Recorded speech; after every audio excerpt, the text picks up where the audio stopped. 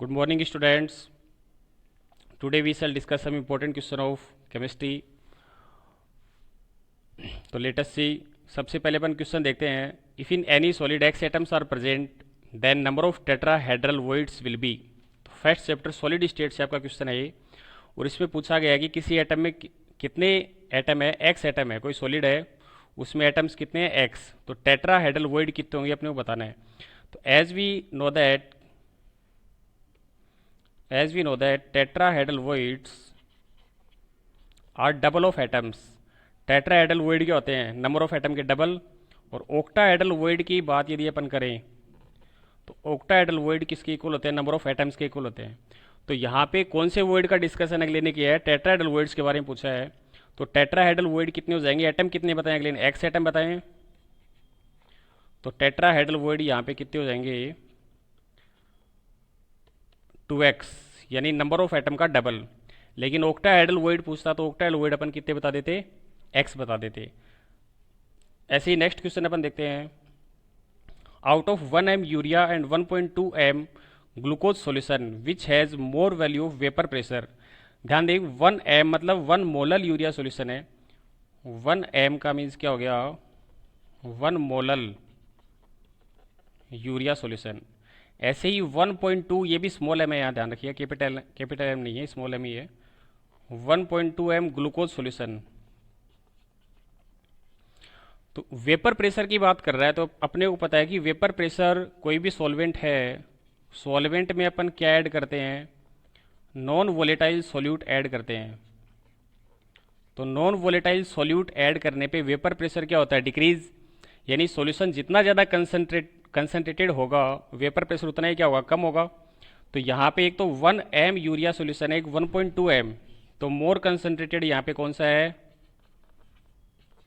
मोर concentrated यहाँ पे कौन सा है, 1.2 m ग्लूकोज सॉल्यूशन. तो वेपर प्रेशर कम किसका हो जाएगा, 1.2 m ग्लूकोज सॉल्यूशन का वेपर प्रेशर हो जाएगा कम, और ज़्यादा किसका हो जाएगा, 1 m यूरिया सॉल्यूशन का क्या हो जाएगा, वेपर प्रेशर ज़्यादा हो जाएगा, बिकॉज ये लेस कंसनट्रेटेड है, इसमें 1 मोल ही डिजोल है, और यहाँ 1.2 m 1.2 मोल डिजोल है. तो ज़्यादा कंसनट्रेटेड सॉल्यूशन हो गया, ज़्यादा कंसनट्रेटेड है, इट मीन्स इसका वेपर प्रेशर क्या हो जाएगा, लेस. लेकिन अगले ने पूछा है कि वेपर प्रेशर हाई किसका है, ज़्यादा किसका है.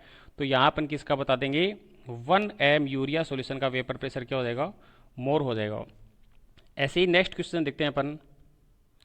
विच solid show both Schottky and Frenkel defect. तो शॉर्टकी और फ्रैंकल डिफेक्ट कौन सा कंपाउंड शो करता है, सिल्वर ब्रोमाइड AgBr. शॉर्टकी और फ्रैंकल डिफेक्ट कौन शो करेगा, silver bromide AgBr. Schottky defect में तो क्या होता है, ध्यान रखें, फर्स्ट चैप्टर सॉलिड स्टेट से क्वेश्चन है ये. शॉर्टकी डिफेक्ट में तो पेयर डिसअपियर होता है, यानी केटायन और एनायन का पेयर डिसअपियर होता है फ्रॉम लेटिस साइड. जैसे ये केटायन निकलता है तो सेम टाइम पे एनायन भी निकल जाता है. और फ्रैंकल में क्या होता है, जैसे एक लेटिस आपके पास है,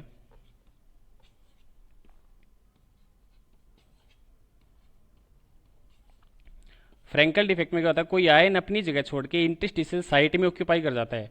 तो जनरली कौन सा आयन छोड़ता है, केटायन अपनी साइट छोड़ के इंटरस्टिशियल साइट में ऑक्यूपाई कर जाता है. तो ध्यान रखें, यहाँ पे क्वेश्चन आपसे पूछा है कि शॉर्टकी और फ्रैंकल डिफेक्ट कौन सा कंपाउंड शो करेगा, तो AgBr शो करेगा. लेकिन साथ साथ आप ये भी ध्यान रखें कि शॉर्टकी डिफेक्ट में तो क्या होता है, केटायन और एनायन का पेयर डिसअपियर होता है फ्रॉम इट्स लेटिस साइट. और शॉर्टकी डिफेक्ट से कंपाउंड की डेंसिटी क्या हो जाती है, डिक्रीज. लेकिन फ्रैंकल में क्या होता है, एनी आयन और दैट इज केटायन, केटायन अपनी लेटिस साइट छोड़ के इंटरस्टिशियल साइट में ऑक्यूपाई कर जाएगा. इससे कंपाउंड की डेंसिटी पे कोई इफेक्ट नहीं पड़ेगा, बिकॉज आयन ने लेटिस साइट को लीव नहीं किया है, आयन इंटरस्टिशियल साइट में ऑक्यूपाई किया है. तो ये ध्यान रखें शॉर्टकी और फ्रैंकल डिफेक्ट के बारे में. ऐसे ही नेक्स्ट क्वेश्चन अपन देखते हैं. From which colligative property molar mass of polymer is calculated. तो कोलिगेटिव प्रॉपर्टी अपन 4 पढ़ते हैं, कौन कौन सी, relative lowering in vapour pressure, depression in freezing point, depression in freezing point, elevation in boiling point,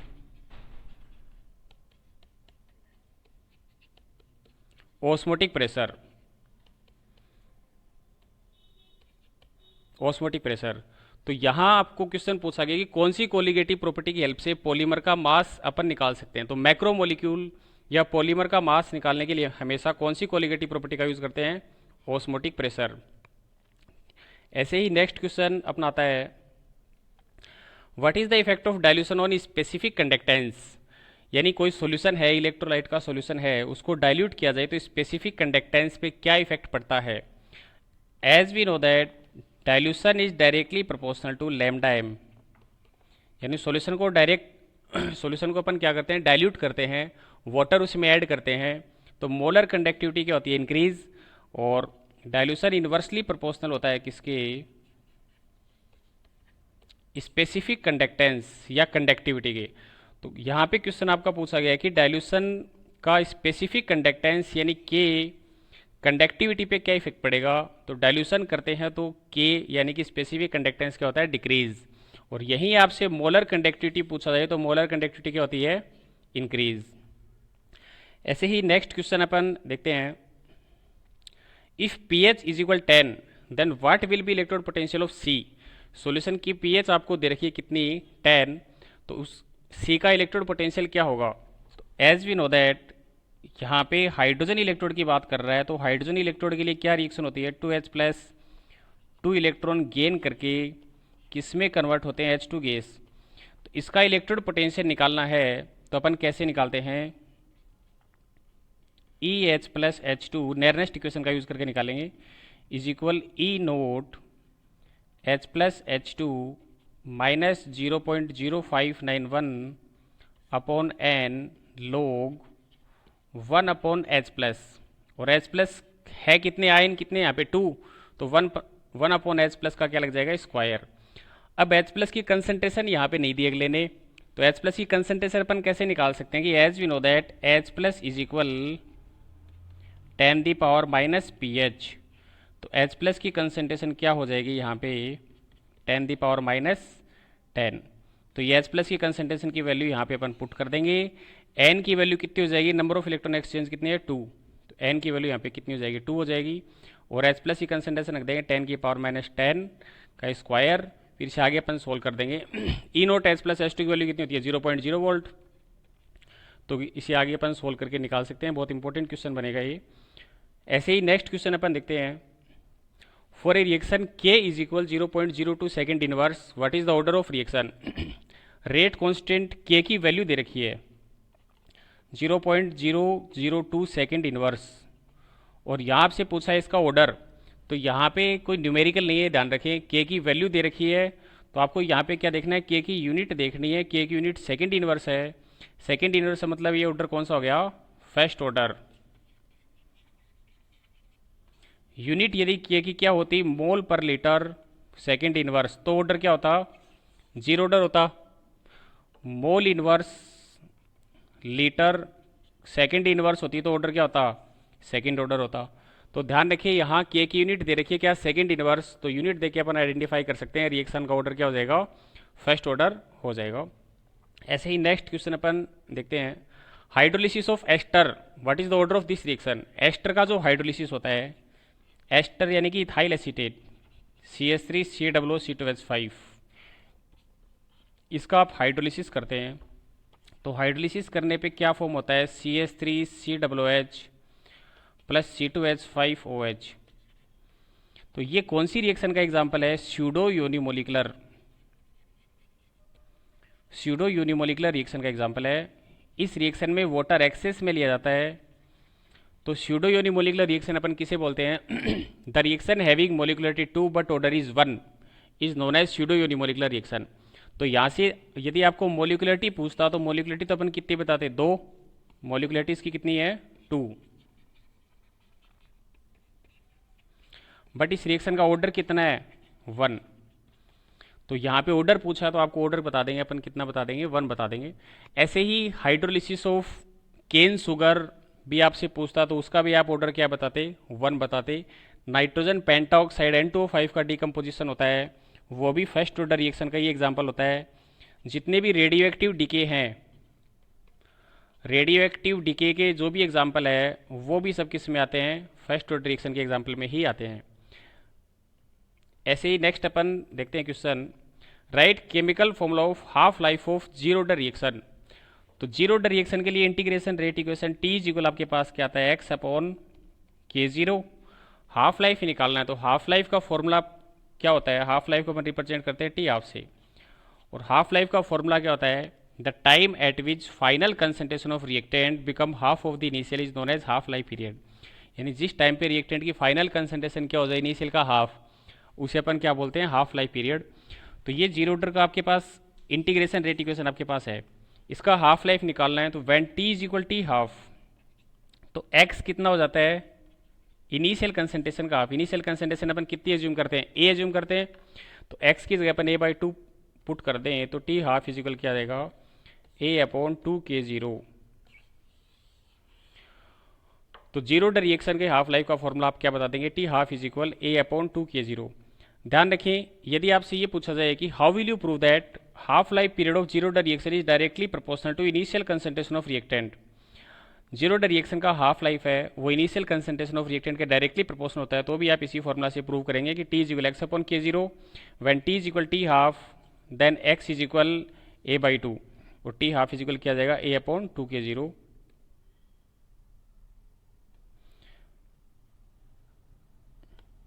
तो ये ध्यान रखें। ऐसे ही नेक्स्ट क्वेश्चन अपन देखते हैं, what is the effect of temperature on physical adsorption.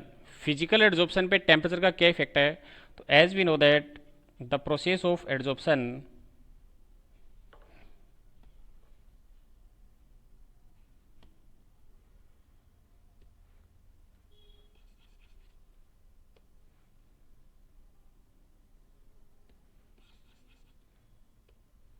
अपने को पता है कि एड्जॉर्प्शन का प्रोसेस कैसा होता है, एक्सोथर्मिक।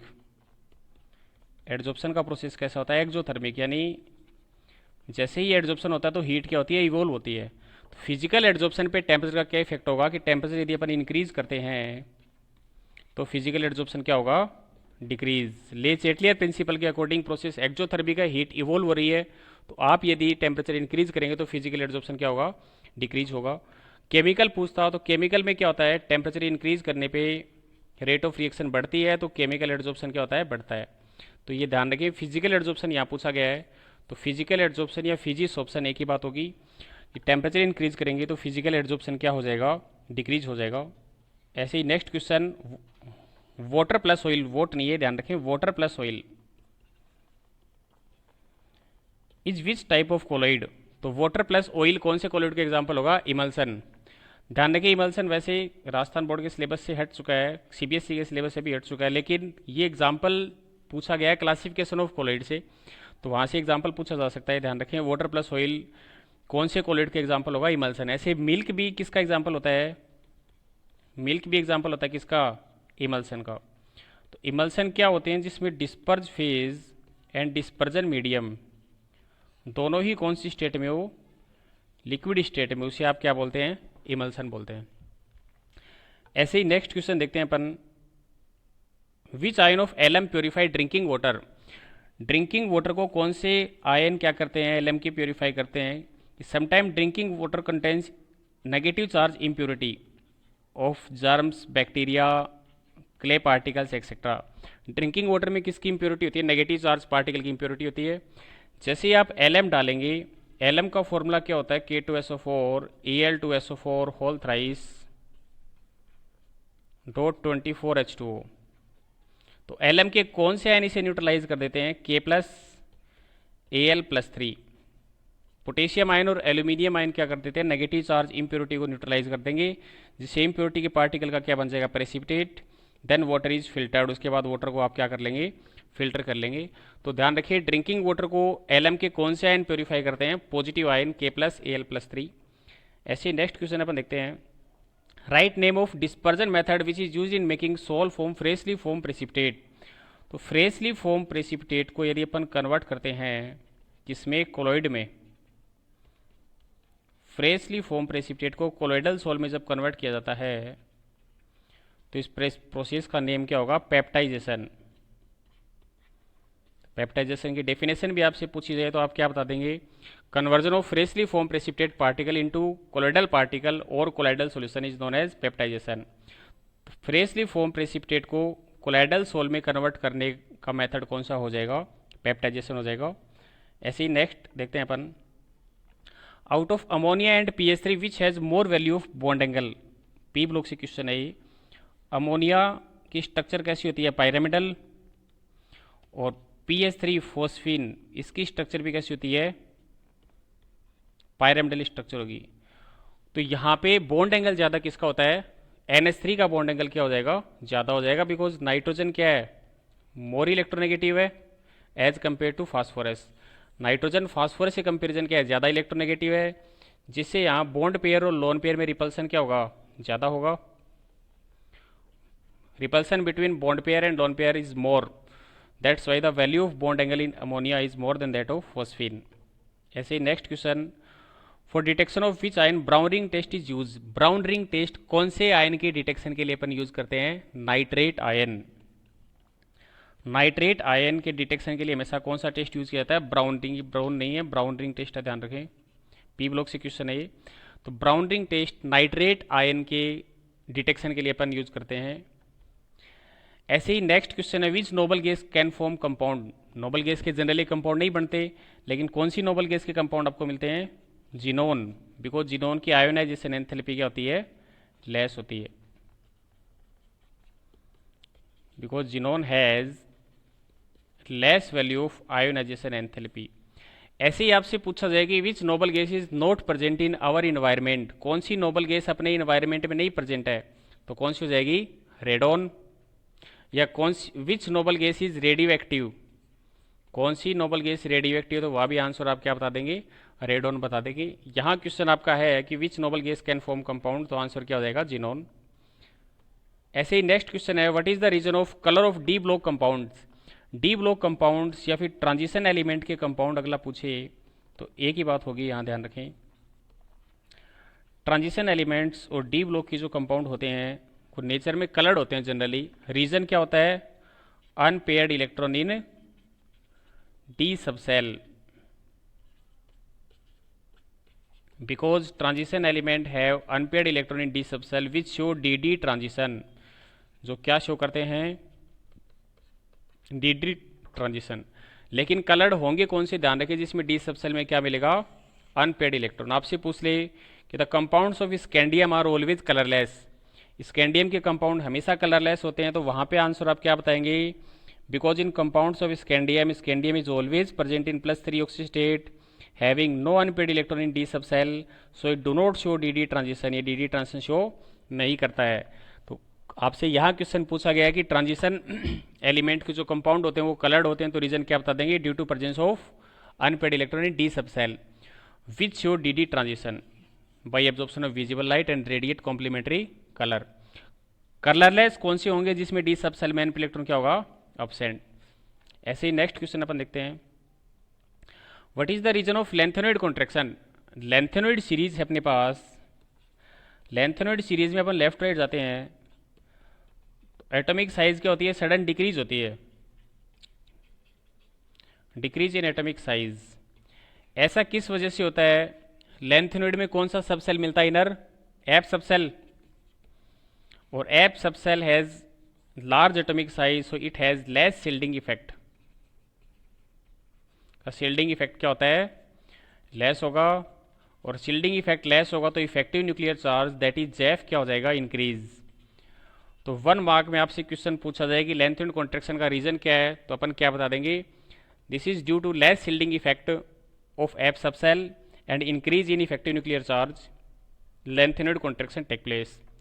ऐसे ही नेक्स्ट क्वेश्चन अपन देखते हैं, write general oxidation state of lanthanoids. तो लेंथेनॉइड्स की जनरल ऑक्सीडेशन स्टेट हमेशा क्या होती है, +3। लेकिन आपसे पूछा जाए कि लेंथेनॉइड सीरीज में which element show +4 oxidation state. Lanthanoid में कौन से एलिमेंट ऐसे हैं जो +4 ऑक्सीडेशन स्टेट शो करते हैं, सीरियम एंड टर्बियम। ऐसे ही आपसे पूछा जाए कि लेंथेनॉइड सीरीज में which element show +2 oxidation state, तो क्या बता देंगे अपन, यूरोपियम और इटरबियम YB+2। तो यहाँ अगले ने ये पूछा कि जनरल ऑक्सीजन स्टेट क्या है, तो जनरल अपन क्या बता देंगे, +3। ऐसे next question, out of fluoromethane and chloromethane which has more value of dipole moment. Chloromethane और फ्लोरोमेथेन में डायपोल मोमेंट की वैल्यू किसकी ज़्यादा हो जाती है? क्लोरोमेथेन की। हालांकि होनी तो चाहिए फ्लोरोमेथेन की, because dipole moment electronegativity difference के डायरेक्टली प्रोपोर्शनल होता है, लेकिन ये एक्सेप्शन है। तो ध्यान रखें, फ्लोरोमेथेन और क्लोरोमेथेन में डायपोल मोमेंट अपन ज़्यादा किसका बता देंगे? क्लोरोमेथेन। ऐसे ही नेक्स्ट क्वेश्चन देखते हैं अपन। Write formula of alkane present in गैसीय स्टेट। ऐसी एल्केन का फॉर्मूला बताइए जो गैसीय स्टेट में मिलती है। तो बहुत सारे बता सकते हैं अपन, जैसे मैथेन बता सकते हैं, एथेन बता सकते हैं। नेक्स्ट क्वेश्चन अपन देखते हैं। Write name of product made up from chloromethane in Wurtz reaction. Wurtz reaction में क्या होता है? Alkyl halide react with sodium in presence of dry ether. लेकिन ध्यान रखें, वुड्स रिएक्शन में एल्किल हैलाइड के कितने मॉलिक्यूल काम आते हैं? 2 मॉलिक्यूल काम आते हैं। तो क्लोरोमेथेन की अगला बात कर रहा है, तो क्लोरोमेथेन के अपन कितने मॉलिक्यूल लेंगे? 2 मॉलिक्यूल। सोडियम के भी कितने एटम यहाँ पे यूटिलाइज होंगे? 2 एटम। और प्रेजेंस ड्राई ईथर, तो यहाँ पे क्या होता है? NaCl लिबरेट होता है और आपस में जुड़ जाएंगे CH3 तो क्या बन गया? एथेन। डबल कार्बन के कंपाउंड बनते हैं किससे? वुड्स रिएक्शन से। क्लोरोमेथेन से क्या बनेगा? एथेन बनेगा। ऐसी अगला बोलता क्लोरोएथेन से क्या बनता है? तो क्लोरोएथेन से क्या बन जाता? ब्यूटेन बन जाता। तो ध्यान रखें, वुड्स रिएक्शन में क्या होता है? Alkyl halide react with sodium in presence of dry ether. Next question अपन देखते हैं। Out of methanol and ethanol which is more acidic. ये मैथेनॉल है और ये क्या है आपका? Ethanol CH3CH2OH। एसिडिक कौन सा है? तो as we know that alkyl group decreases acidic behaviour because alkyl group has plus I effect. Alkyl group का इफेक्ट कैसा होता है? प्लस आई इफेक्ट होता है, जो एसिडिक बिहेवियर को क्या करता है? डिक्रीज करता है। तो यहाँ पे प्लस आई वाला ग्रुप जुड़ा है मिथाइल, यहाँ कोई प्लस आई वाला ग्रुप नहीं जुड़ा है, तो सबसे ज़्यादा एसिड यहाँ कौन सा हो जाएगा? मैथेनॉल। तो जितने ज़्यादा एल्किल ग्रुप या जितना बड़ा एल्किल ग्रुप होगा एसिडिक बिहेवियर उतना ही कम होता है। तो सबसे ज़्यादा यहाँ पे एसिडिक कौन सा हो जाएगा? मैथेनॉल। ऐसे ही नेक्स्ट क्वेश्चन देखते हैं। Colour of phenol becomes when exposure to air. Phenol को यदि आप एयर में एक्सपोज करें, ये फिनॉल होता है C6H5OH, इसको एयर में यदि अपन एक्सपोज करें, एयर मीन्स O2, तो यहाँ पे क्या बन जाता है? Parabenzoquinone which is light pink coloured. Parabenzoquinone. तो ध्यान रखें, फिनॉल को एयर में एक्सपोज करने पे कैसा दिखाई देगा? Light pink. किसकी वजह से? Due to formation of parabenzoquinone. ऐसे ही नेक्स्ट क्वेश्चन अपन देखते हैं। Which compound show Cannizzaro reaction. तो कैनिजारो रिएक्शन कौन शो करते हैं? Having alpha hydrogen absent. The aldehyde और ketones having alpha hydrogen absent show Cannizzaro reaction. Cannizzaro reaction की कंडीशन क्या है? एल्फा हाइड्रोजन क्या होना चाहिए? अब्सेंट होना चाहिए। तो कौन शो करता है कैनिजारो रिएक्शन? फॉर्मल्डिहाइड या मैथेनेल आप बता सकते हैं, ऐसे ही बेंजिल्डिहाइड। कैनिजारो रिएक्शन में होता क्या है? The aldehydes having alpha hydrogen absent are heated in presence of concentrate NaOH। Aldol condensation इसका अपोजिट है। एल्डोल कंडेंसेशन कौन शो करते हैं? जिसमें अल्फा हाइड्रोजन प्रेजेंट होता है। तो ध्यान रखिए, कैनिजारो रिएक्शन कौन शो करेंगे? द एल्डिहाइड और ketones having alpha hydrogen absent. तो कौन शो करेंगे? फॉर्मल्डिहाइड और बेंजिल्डिहाइड। ऐसे next, which product is form from Rosenmund reduction. Rosenmund reduction में क्या होता है? Acid chloride RC+CL hydrogen gas pass करते हैं in presence of palladium plus barium sulphate. क्या फॉर्म होता है यहाँ? HCl लिबरेट होता है और क्या बनेगा? RC+OH aldehyde. तो रोजनमुंड रिडक्शन से क्या बनता है? एल्डिहाइड बनता है। ध्यान रखें, एक चीज़ और ध्यान रखें, यहाँ क्वेश्चन ये भी बन सकता है कि why barium sulphate is added in Rosenmund reduction. Barium sulphate अपन क्यों डालते हैं? तो अपन क्या बताएंगे? यदि बेरियम सल्फेट नहीं डालें तो ये हाइड्रोजन एल्डिहाइड को फर्दर रिड्यूस कर सकती है और क्या बन सकता है? एल्कोहल बन सकता है। इसलिए यहाँ बेरियम सल्फेट कैटलिस्ट पॉइजन का काम करता है और इस रिएक्शन को यहीं पे स्टॉप कर देता है, जिससे एल्कोहल नहीं बन पाई। तो रोजनमुंड रिडक्शन में क्या बनेगा? एल्डिहाइड फॉर्म होगा। ध्यान रखें, ऐसे ही नेक्स्ट क्वेश्चन अपन देखते हैं, which compound show HVZ reaction Hell Volhard Zelinsky reaction. कौन सी शो करते हैं, कौन से कंपाउंड शो करते हैं? Carboxylic acid having alpha hydrogen. जैसे एसिटिक एसिड शो करेगा, फंक्शनल ग्रुप से अगला कार्बन है अल्फा कार्बन है, इसके पास जो हाइड्रोजन है वो अल्फा हाइड्रोजन है। तो HVZ रिएक्शन कौन शो करते हैं? Carboxylic acid. होता क्या है इसमें, कार्बोक्सिलिक एसिड को अपन हीट कर देते हैं हेलोजन के साथ रेड फास्फोरस की प्रेजेंस में, क्या हो जाता है HX लिबरेट, और X है वो अल्फा कार्बन पे जुड़ जाता है, अल्फा हेलो कार्बोक्सिलिक एसिड। तो ये कौन सी होती है? HVZ reaction, Hell Volhard Zelinsky reaction, important reaction बनेगी।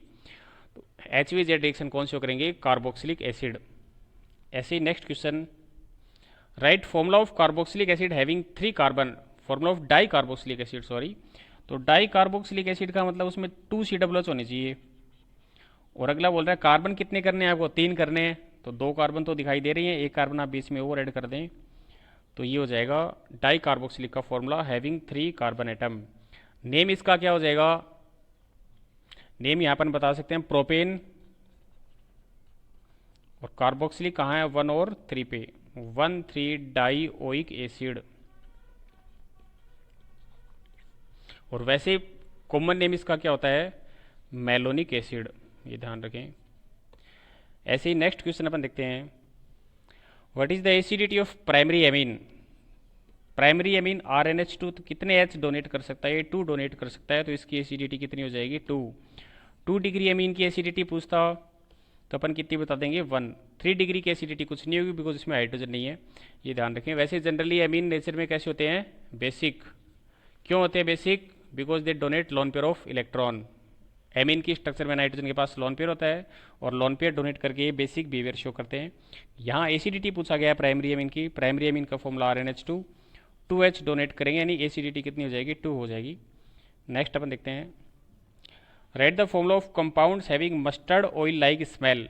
तो मस्टर्ड ऑयल लाइक स्मेल किस में आती है? हाफ मान मस्टर्ड ऑयल रिएक्शन है ये आपकी,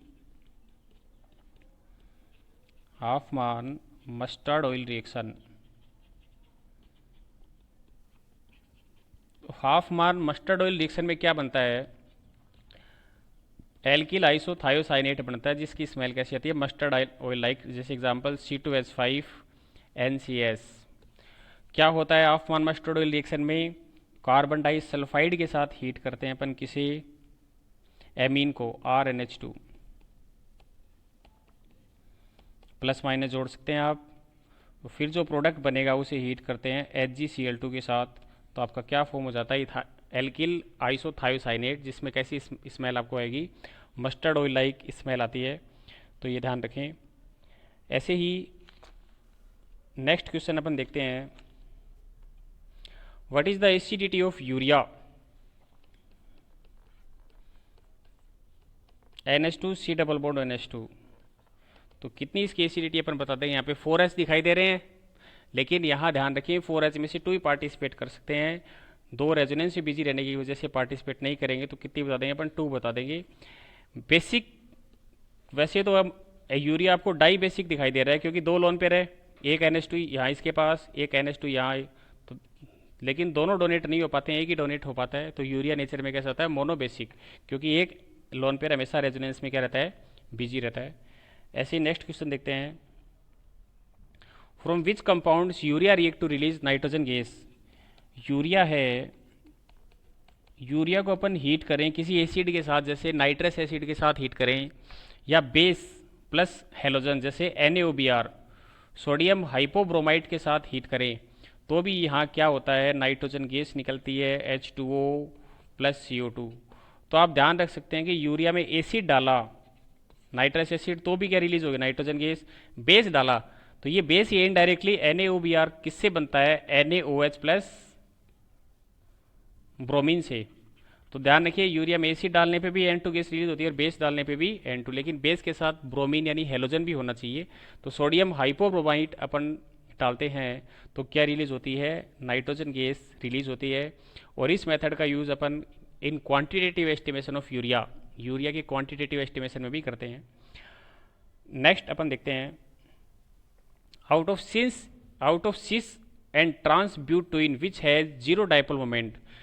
सिस और ट्रांसब्यूटोइन का फॉर्मूला क्या हो जाएगा आपके पास? सिस में क्या होता है, सेम एटम और ग्रुप सेम साइड होते हैं, और ट्रांस में क्या होता है, सेम एटम और ग्रुप अपोजिट साइड होते हैं। तो ध्यान रखें, सिस और ट्रांस में ट्रांस का डाइपोल मोमेंट क्या होता है, जीरो। तो यहाँ ध्यान रखिए, सिस और ट्रांस में से डाइपोल मोमेंट जीरो किसका हो जाएगा, ट्रांस का डाइपोल मोमेंट क्या हो जाता है, जीरो हो जाता है। ऐसे ही नेक्स्ट क्वेश्चन अपन देखते हैं, from which compounds racemic mixture is formed.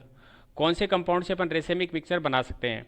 तो रेसेमिक मिक्सचर हमेशा किससे बनता है, डेक्स्ट्रो रोटेटरी कंपाउंड 50% लें, और लियो रोटेटरी भी कितना लें, 50%। ऑप्टिकली एक्टिव होने चाहिए दोनों कंपाउंड, तो उससे क्या बन जाता है, रेसेमिक मिक्सचर बन जाता है, ध्यान रखें।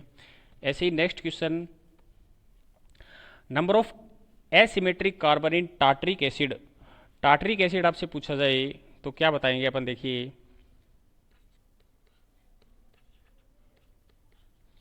ये टार्टरिक एसिड हो जाएगा।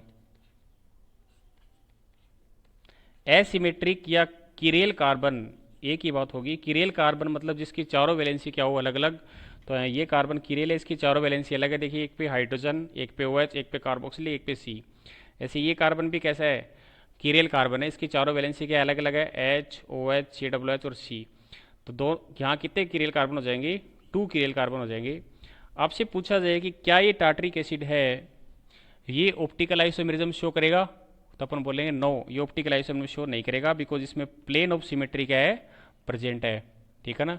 तो ये इसे मीजो टार्टरिक एसिड अपन बोलते हैं। मीजो कंपाउंड कौन से होंगे, having chiral carbon, chiral carbon है जिसमें but do not show optical isomerism, उन्हें अपन क्या बोलते हैं, मीजो कंपाउंड।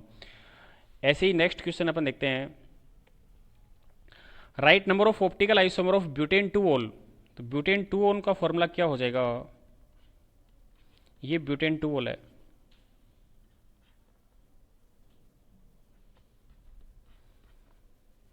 तो ब्यूटेन 2-ओल के ऑप्टिकल आइसोमर कितने बनेंगे, 2 ऑप्टिकल आइसोमर इसके बने। किरेल कार्बन एक है, तो जितने किरेल कार्बन है उसकी पावर आप लगा दे। 2 किरेल कार्बन होते हैं तो बन जाते 4, 3 होते तो कितने बन जाते, 9 बन जाते। तो यहाँ एक किरेल कार्बन इसमें दिखाई दे रहा है, तो इसके कितने ऑप्टिकल आइसोमर बन जाएंगे, यहाँ पे एक बनेगा नहीं, एक तो खुद हो गया डेक्स्ट, और एक और इसका बन जाएगा लिवो रोटेटरी। ऐसे आपसे पूछा जाए कि ब्यूटेन 1-ओल है, वो ऑप्टिकल आइसोमेरिज्म शो नहीं करता। ब्यूटेन 1-ओल है, वो ऑप्टिकल आइसोमेरिज्म शो नहीं करता। किस वजह से, ब्यूटेन 1-ओल में क्या है, किरेल कार्बन अब्सेंट, ठीक है ना। ब्यूटेन 1-ओल की स्ट्रक्चर आप देखें, ये सारे कार्बन कैसे है, अकिरेल है, जबकि यहाँ ये क्या मिल रहा है, किरेल कार्बन मिल रहा है, चार वैलेंसी अलग अलग है, इसलिए ये ऑप्टिकल आइसोमेरिज्म शो करेगा। ऐसे नेक्स्ट क्वेश्चन है, what will happen when urea is heated at 115 degree centigrade, 155 sorry, urea है, इसे अपन हीट कर दे 155 155 डिग्री सेंटीग्रेड पे, तो यूरिया के 2 मोलिक्यूल आपस में रिएक्ट करते हैं, और क्या रिलीज होता है, अमोनिया रिलीज होती है, NH2 और एक H, ये तो अमोनिया रिलीज हो गई। अभी ने आपस में एस देगा, ऐसे कैसे अपन जोड़ सकते हैं, NH2 C double bond O NH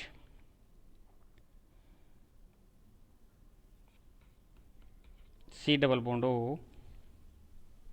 NH2 क्या बन जाता है, बाईयूरेट बन जाता है।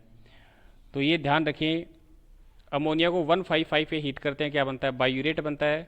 और एक यूरिया का टेम्परेचर है कितना, 170 डिग्री सेंटीग्रेड, उसमें क्या बनता है, साइन्यूरिक एसिड बनता है। तो ध्यान रखिए यूरिया पे टेम्परेचर का इफेक्ट क्या बनता है, बहुत इंपॉर्टेंट बनता है। ऐसे नेक्स्ट क्वेश्चन अपन देखते हैं, right IUPAC name of urea. Urea का IUPAC नाम आपसे पूछा जाए तो यूरिया का फॉर्मूला क्या है, NH2 C double bond NH2, ये यूरिया का फॉर्मूला हो गया। इसका IUPAC नेम क्या हो जाएगा, देखिए मैथेनेमाइड है ये, और ये क्या हो गया, amino, amino मैथेनेमाइड।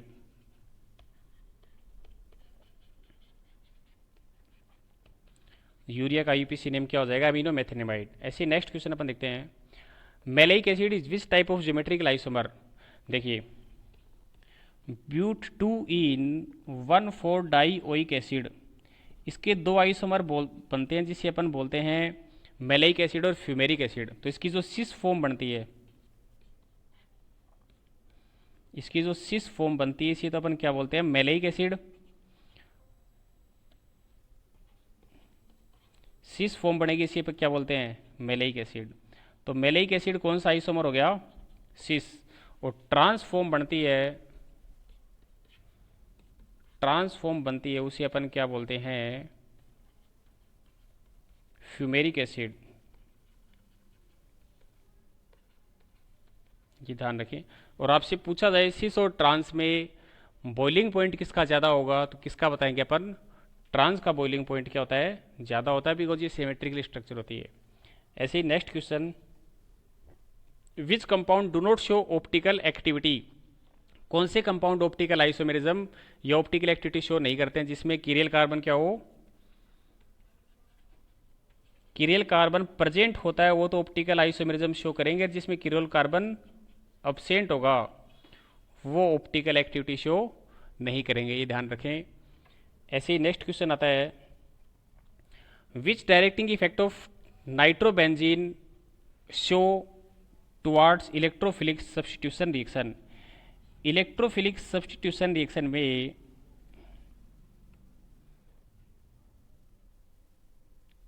Electrophilic substitution reaction में इलेक्ट्रोफाइल कहाँ पे जुड़ता है, जहाँ पे इलेक्ट्रॉन डेंसिटी ज़्यादा होती है। नाइट्रोबेंजीन की बात कर रहा है अगला, तो ये नाइट्रोबेंजीन अपन बना देते हैं। Double bond containing group benzene ring पे जब जुड़ा होता है तो इसकी रेजोनेटिक स्ट्रक्चर में कौन सा चार्ज रोटेट करता है, पॉजिटिव चार्ज रोटेट करता है, कहाँ, ऑर्थो और पैरा पे। ये शॉर्ट में मैं बता रहा हूँ एक बार आपको, कौन सा चार्ज रोटेट करता है, इसकी रेजोनेटिक स्ट्रक्चर यदि अपन बनाते हैं तो कौन सा चार्ज रोटेट करता है ऑर्थो और पैरा पोजिशन पे, पॉजिटिव चार्ज। तो इलेक्ट्रोफाइल कहाँ पे जुड़ता है, जहाँ पे इलेक्ट्रॉन डेंसिटी ज़्यादा होती है। तो क्या ऑर्थो और पैरा पे इलेक्ट्रॉन डेंसिटी ज़्यादा है, ऑर्थो और पैरा पे तो प्लस चार्ज आ रहा है, मतलब ऑर्थो पैरा पे इलेक्ट्रॉन डेंसिटी क्या है, लेस है। तो कहाँ पे पॉजिटिव चार्ज नहीं है, मेटा पोजिशन पे पॉजिटिव चार्ज नहीं है, Meta position. It means Meta position पे इलेक्ट्रॉन डेंसिटी सबसे ज़्यादा होगी। तो यहाँ नाइट्रोबेंजीन में इलेक्ट्रोफाइल कहाँ पे जुड़ता है, मेटा पोजिशन पे जुड़ता है।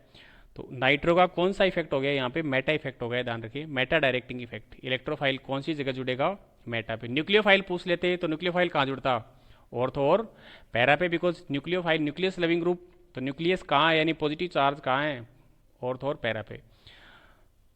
ऐसे ही नेक्स्ट क्वेश्चन अपन देखते हैं, which compound on heating with soda lime give ethane. देखिए कार्बोक्सिलिक एसिड का जो सोडियम साल्ट होता है, sodium salt of carboxylic acid, इसे अपन हीट करते हैं सोडा लाइम के साथ। सोडा लाइम क्या होता है, सोडा NaOH, लाइम CaO। तो यहाँ रिएक्टिव पार्ट होता है sodium hydroxide, calcium oxide as a catalyst काम करता है। तो जब sodium salt of carboxylic acid को आप हीट करते हैं सोडा लाइम के साथ, तो सोडियम कार्बोनेट रिलीज होता है और H अटैच हो जाएगा यहाँ, तो क्या बन जाता है, एल्केन, एल्केन बन जाता है। अब आपको चाहिए क्या, यहाँ एथेन चाहिए, यानी यहाँ पे 2 कार्बन चाहिए। एल्केन में कितने कार्बन चाहिए, 2 कार्बन चाहिए। तो यहाँ पे आप कितने कार्बन रख लेंगे, 3 कार्बन रख लेंगे, यानी R की जगह अपन क्या रख लेंगे, CH3CH2, और एक कार्बन ये है ही COO। इसको हीट कर दें, यानी सोडियम प्रोपेनोएट को आप हीट कर दें, तो यहाँ क्या बनेगा, देखिए सोडा लाइम के साथ हीट कर दिया जाए, Na2CO3 रिलीज हो जाएगा, H यहाँ अटैच हो जाएगा, क्या बन जाएगी, एथेन। जितने कार्बन की एल्केन बनानी है sodium salt of carboxylic acid में, एक कार्बन उसे एक्स्ट्रा आपको रखना है। तो एक कार्बन तो COO का हो ही गया। जैसे यहाँ एथेन बनाना होता तो यहाँ R की जगह 2 कार्बन ले लो, यहाँ पे प्रोपेन बनाना होता तो R की जगह 3 कार्बन ले लेंगे अपन। तो ध्यान रखें। ऐसे नेक्स्ट क्वेश्चन देखते हैं अपन, what do mean by formalin. Formalin क्या होता है, 40% aqueous solution of formaldehyde. Formaldehyde यानी कि HCHO, या मैथेनिल बोल सकते हैं इसी पर IUPAC में। तो फॉर्मेल्डिहाइड का जो 40% एक्वस सॉल्यूशन होगा उसे अपन क्या बोल देंगे, फॉर्मेलिन। तो बहुत इंपॉर्टेंट क्वेश्चन होने वाले हैं। तो आज की क्लास में जितने हो पाएंगे उतने अपन देखेंगे, बाकी नेक्स्ट क्लास में अपन डिस्कस करेंगे। तो आगे अपन देखते हैं नेक्स्ट, राइट, पोपोव्स रूल। पोपोव्स रूल किस में आता है, एल्डिहाइड और कीटोन का जब ऑक्सीडेशन अपन करते हैं तो कीटोन की ऑक्सीडेशन से रिलेटेड है पोपोव्स रूल। पोपोव्स रूल क्या बताता है, देखिए कीटोन आपके पास अनसिमेट्रिकल कीटोन है,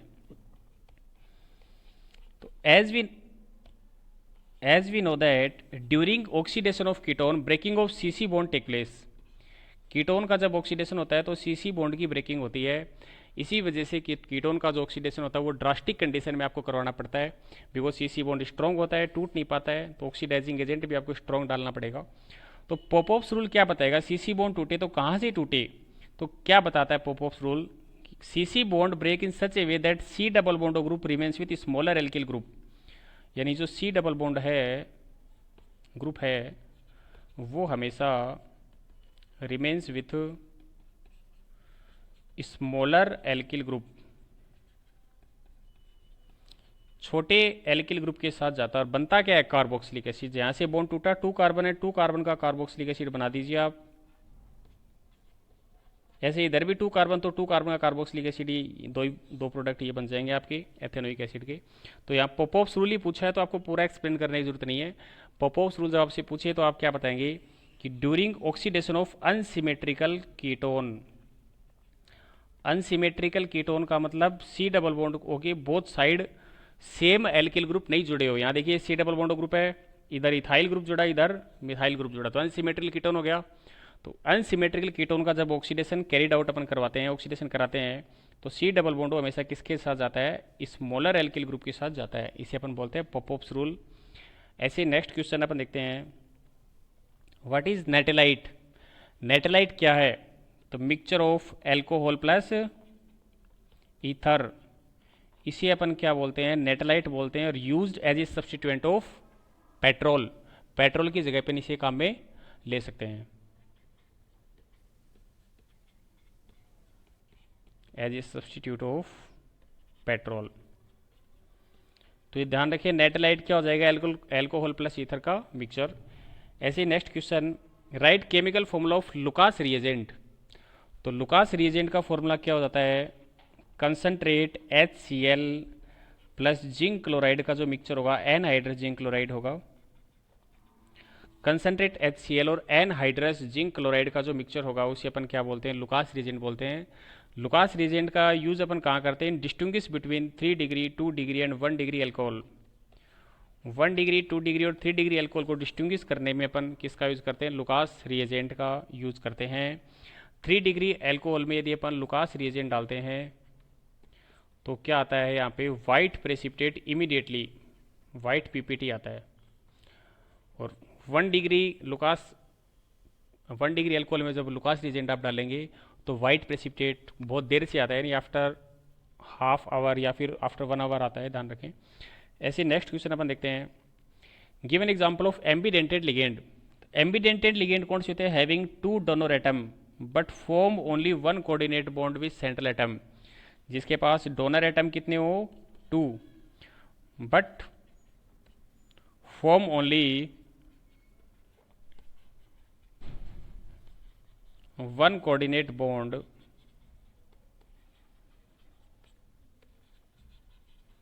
विथ सेंट्रल एटम, उसे अपन क्या बोलेंगे, एम्बीडेंटेड लिगेंड। ध्यान रखें, डोनर एटम 2 हो और 2 ही कोऑर्डिनेट बॉन्ड बना ले उसे तो अपन बाइडेंटेड लिगेंड बोलते हैं। और बाइडेंटेड लिगेंड के एग्जांपल में इथाइलिन डाइएमीन, ऑक्सिलेटो, ये सब अपन बता सकते हैं। एम्बीडेंटेड का मतलब डोनर एटम 2 होंगे बट कोऑर्डिनेट बॉन्ड एक बार में एक ही बनाता है, जैसे साइनो हो गया, NO2 माइनस भी एम्बीडेंटेड लिगेंड का एग्जाम्पल है। थायोसाइनेटो ये भी किसका एग्जाम्पल है, एम्बीडेंटेड लिगेंड का ही एग्जाम्पल है। ऐसे ही नेक्स्ट क्वेश्चन अपन देखते हैं, give an example of chelate ligand. तो किलेट लिगेंड अपन क्या बताते हैं कि ऐसे लिगेंड जिसके पास डोनर एटम कितने हो, 2 और more than 2, and when combined with central atom form a ring like structure are known as chelate ligand, and this phenomena is known as chelation. यानी थाइलिन डाइमीन है, एन के 2 donor atom यहाँ पे है, ये कोऑर्डिनेट बॉन्ड बना लिया metal के साथ, ऐसे ये बना लिया, तो क्या बन गई, रिंग लाइक स्ट्रक्चर। तो इस रिंग लाइक स्ट्रक्चर को अपन क्या बोलते हैं, किलेट रिंग बोलते हैं, और लिगेंड को अपन किलेटिंग लिगेंड या किलेट बोलेंगे। इंपॉर्टेंट क्वेश्चन बनेगा ये भी। ऐसे नेक्स्ट क्वेश्चन अपन देखते हैं, what is the coordination number of cobalt in compound. ये कंपाउंड का फॉर्मूला यहाँ पे गलत लिखा हुआ है, इस तरीके से होगा ये, COEN whole thrice plus 3, tris ethylene diamine cobalt third. तो एक इथाइलिन डाइअमीन कितने बॉन्ड बनाता है? 2 बॉन्ड बनाता है, ध्यान रखें। 3 कितने बनाएंगे? 6 बना देंगे। तो कोऑर्डिनेशन नंबर कितना हो जाएगा यहाँ पे? 6। यानी कोई भी लिगेंड है वो सेंट्रल एटम के साथ टोटल कितने कोऑर्डिनेट बॉन्ड बना रहा है, यानी लिगेंड और मेटल के बिटवीन कितने कोऑर्डिनेट बॉन्ड बने हैं, उसे ही अपन क्या बोलते हैं? Coordination number. Number of sigma bonds present between metal and ligand. Ligand और मेटल के बिटवीन जितने सिग्मा बॉन्ड बनते हैं, जितने कोऑर्डिनेट बॉन्ड बनते हैं, उसे अपन क्या बोलते हैं? कोऑर्डिनेशन नंबर बोलेंगे। तो यहाँ कोऑर्डिनेशन नंबर कितना हो जाएगा? 6 हो जाएगा। ऐसे ही नेक्स्ट अपन देखते हैं, what is the oxidation state of platinum in the compound. Compound दिया है आपको PtNH3 होल थ्राइस Cl3। इस कंपाउंड में ट्राईएमीन ट्राईक्लोरिडो प्लेटिनम, बिकॉज न्यूट्रल है तो प्लेटिनम भी लिखा जाएगा। ऑक्सीडेशन स्टेट कितनी है वो आपको निकालनी है। Pt की x मान लें, NH3 पे चार्ज कितना होता है? 0 × 3। Cl पे क्या होता है? -1 × 3 इज इक्वल 0। तो x की वैल्यू यहाँ पे कितनी आ जाएगी? +3। तो इस कंपाउंड में प्लेटिनम की ऑक्सीजन स्टेट कितनी हो जाएगी? +3 हो जाएगी। ऐसे ही नेक्स्ट अपन देखते हैं, write unit of conductivity and cell constant. Cell constant x और कंडक्टिविटी की यूनिट आपसे पूछी जाती है। तो ध्यान रखें, कंडक्टिविटी की यूनिट क्या हो जाएगी? कप्पा की यूनिट क्या हो जाएगी यहाँ पे? Ohm inverse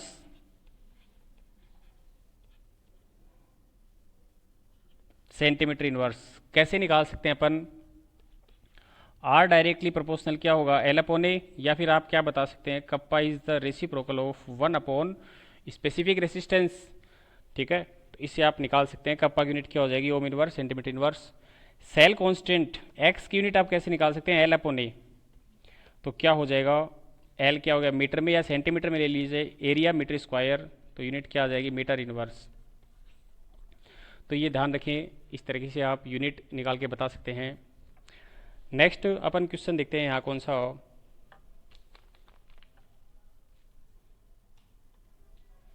right electrode potential of C। Standard hydrogen electrode का इलेक्ट्रोड पोटेंशियल हमेशा कितना होता है? 0.0 वोल्ट। 0.0 वोल्ट हो जाएगा। ऐसे ही नेक्स्ट क्वेश्चन अपन देखते हैं, what is the order of radio active decay. Radio active decay यानी पहले भी आपको मैंने बताया कि रेडियो एक्टिव कहीं भी आपको वर्ड दिख जाए और ऑर्डर पूछे तो वहाँ पे ऑर्डर आप क्या बता देंगे? फर्स्ट ऑर्डर बता देंगे। तो इस रिएक्शन का ऑर्डर क्या हो जाएगा? फर्स्ट ऑर्डर हो जाएगा। ऐसे ही नेक्स्ट देखते हैं अपन कौन सा, which attraction force is present in physical adsorption. Physical adsorption में एड्जॉर्बेट और एड्जॉर्बेंट के बिटवीन कौन सा अट्रैक्शन फोर्स होता है? Weak van der Waals attraction force. और यही आपसे केमिकल में पूछा जाए तो केमिकल में आप क्या बता देंगे? केमिकल अट्रैक्शन फोर्स बता देंगे। नेक्स्ट क्वेश्चन आपसे पूछा गया, डिफाइन CMC। CMC क्या हो जाता है? Critical micellization concentration.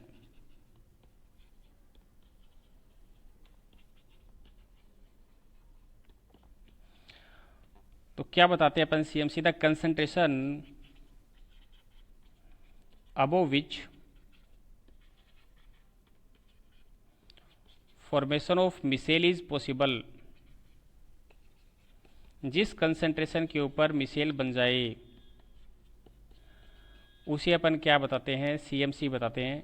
ऐसे आपसे पूछा जाए कि सोप के लिए CMC की वैल्यू कितनी होगी, तो आप क्या बता दें? 10⁻³ मोल पर लीटर। तो इस तरीके से आप ये क्वेश्चन बता सकते हैं। इसी सीरीज में नेक्स्ट क्वेश्चन अपन अगली क्लास में और डिस्कस करेंगे। तो इन क्वेश्चन को आप अच्छे से समझिएगा। कोई डाउट हो वो आप पूछ सकते हैं नेक्स्ट क्लास में। Thank you.